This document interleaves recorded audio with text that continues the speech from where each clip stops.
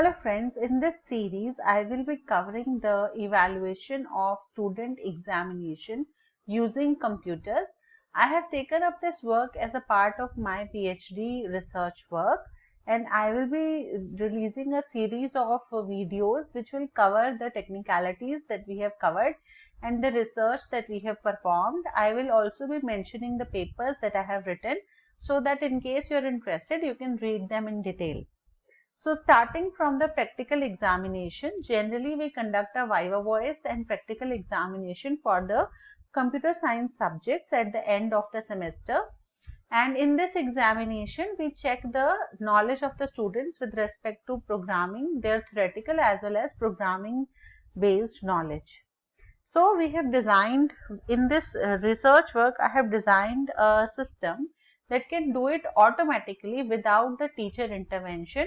The teacher needs to look only at the extreme cases and the rest of the cases are handled by the software itself. So basically the objective of the practical examination evaluation is to determine whether the student is able to write correct and efficient programs in a programming language. And basically 4 parameters are checked: the syntactic correctness of the programs that are written, then the output correctness, that means the software whatever has been written, small programs, they are able to generate the correct outputs in the correct formats. Then metrics like style and efficiency, what is the total lines of code, whether comments are there or not. So like these, the various metrics are calculated.